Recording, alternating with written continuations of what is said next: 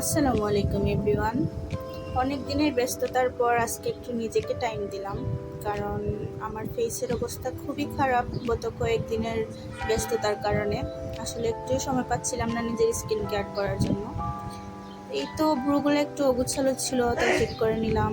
তারপর একটা message facial নিলাম, কারণ আমার স্কিনে কয়েকদিন যাবৎ একটু স্পট পড়ে আছে, তারপর হাজারো ময়লা জমে গেছে। নিজের স্কিনটাকে একটু ক্লিন করার চেষ্টা করলাম আর কি। আসলে আমরা মনে করি অনেকেই যে ফেসিয়াল মানে নিজেকে গ্লো করা বা সুন্দর মনে করে এরকম, কিন্তু আসলে তা না। ফেসিয়াল এমন একটা জিনিস যেটা আমাদের স্কিনকে সবসময় ব্রাইট তো করবেই, গ্লোও দিবে, কিন্তু স্কিনের যে ময়লা আবর্জনাগুলো আছে যেগুলো আমরা চোখে দেখতে পারি না, যার কারণে আমাদের ব্রণ হয়, ডার্ক সার্কেল, ওই ময়লাগুলোকে দূর করতেই আমরা মূলত ফেসিয়াল করে থাকি।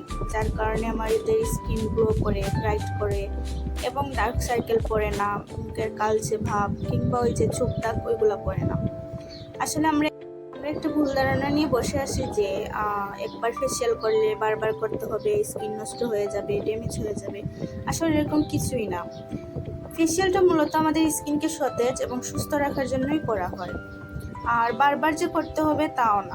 কিন্তু আপনি যে যতবার আপনার পরিচর্যা করবেন ততবারই তো জিনিসটা ভালো থাকবে, সেটা জিনিসের বেলাই হোক বা নিজের ত্বকের বেলাই হোক।